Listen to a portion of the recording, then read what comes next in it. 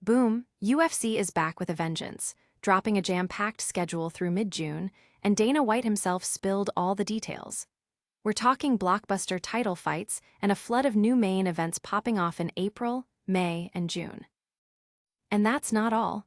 Arman Tsarukyan is firing back, questioning why Dana White keeps taking shots at him, even as he's being lined up for a potential title shot. What's the real story behind the scenes?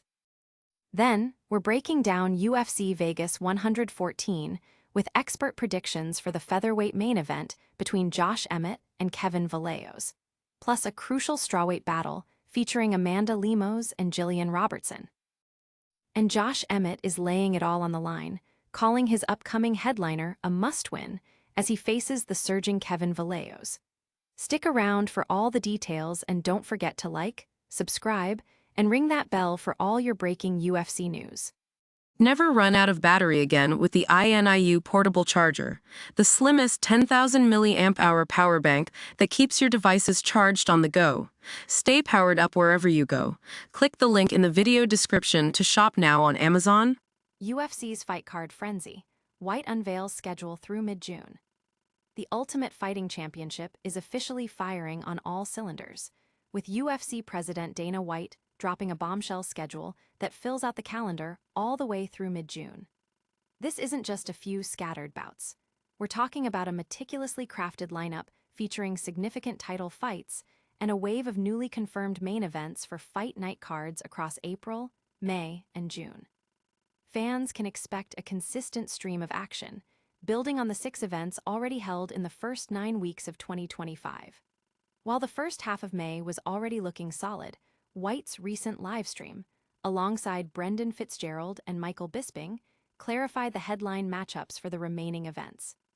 The highly anticipated UFC Freedom 250, set to take place at the White House on June 14th, now has its complete supporting cast revealed, promising a spectacular conclusion to this packed stretch.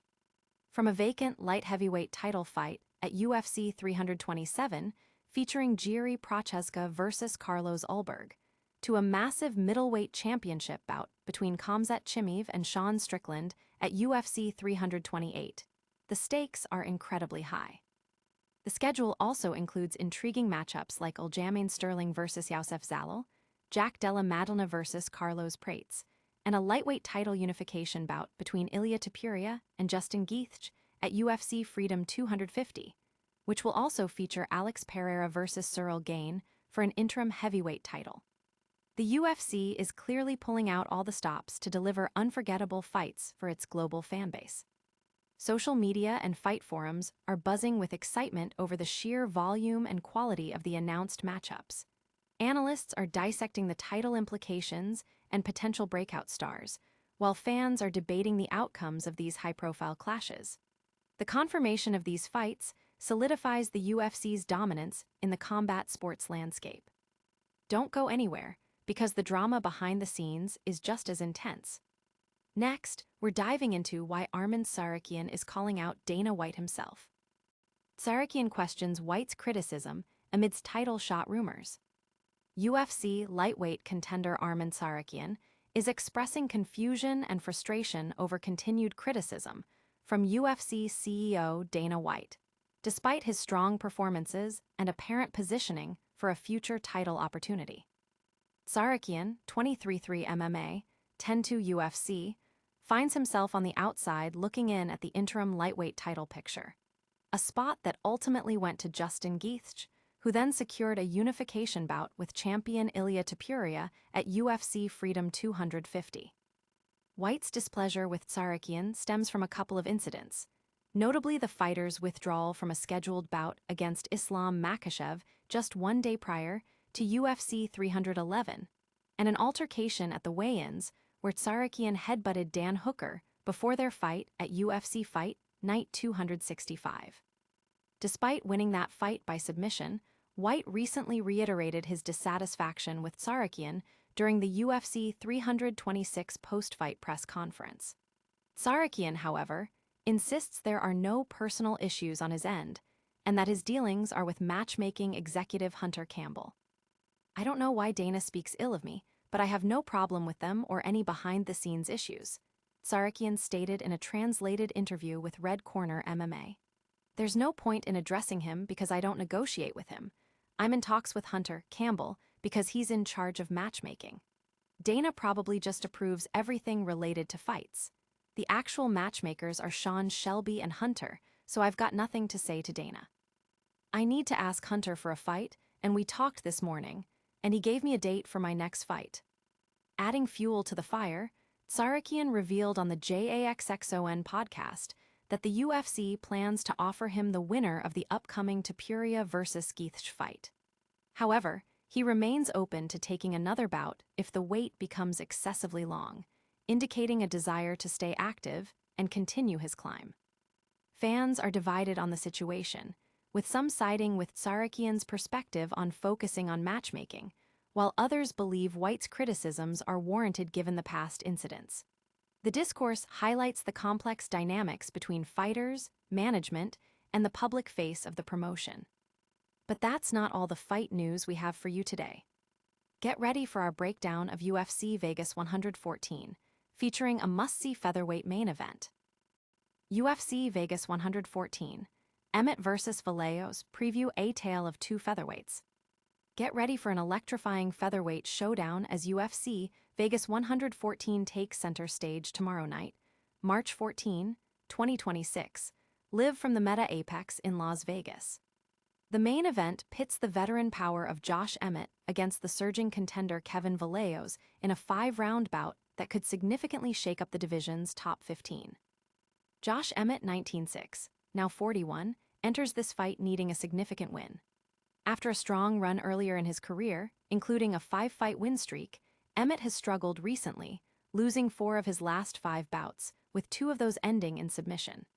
Despite his power, evident in his knockout of Bryce Mitchell, his striking accuracy sits at a below-average 35%, and he's coming off a submission loss just 98 seconds into his last fight against Youssef Zalal. Emmett, however, remains optimistic, stating, "I'm just delusionally optimistic now. I still want to be a world champion." He acknowledges Vallejos is a good fighter, but believes he won't show me anything I haven't seen before. On the other side stands Kevin El Chino Vallejos, 17-1, a dynamic 24-year-old who has been a revelation in the featherweight division. After an initial setback on Dana White's Contender Series, Vallejos has rattled off impressive finishes, including a stunning knockout of Giga Chikadze to close out 2025. With a higher striking accuracy, 46%, and more significant strikes landed per minute, Vallejos represents the new wave of talent. He's eager for a tough fight, stating, "I want to have that dream of just having a dirty, bloody war for 5 rounds where we just kill each other."